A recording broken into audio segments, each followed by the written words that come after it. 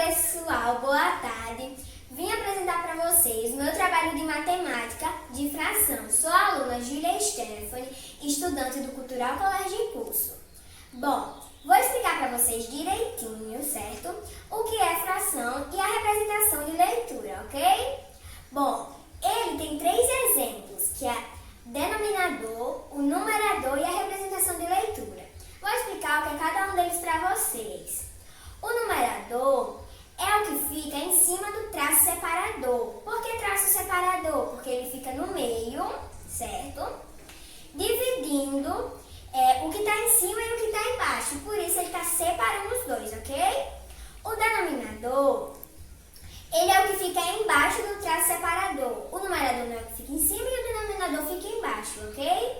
Vamos dar exemplo de 3/8. 3/8, o 3 vai ser o numerador, o traço vai ficar no meio e o 8 vai ser o denominador, certo? Representação de leitura também é muito fácil de se aprender, porque já diz tudo, leitura. Eu vou escrever o número que está sendo representado. Vamos supor 3/8 de novo.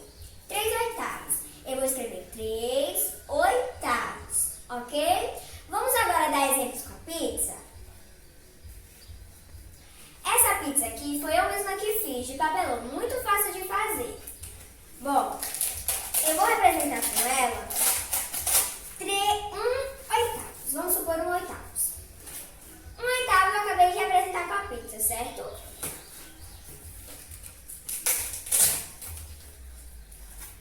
2/8 eu acabei de representar com a pizza, ok?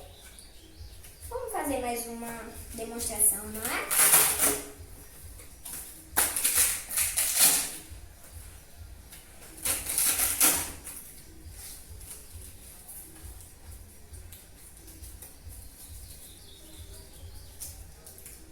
Três oitavos eu representei com a pizza, ok?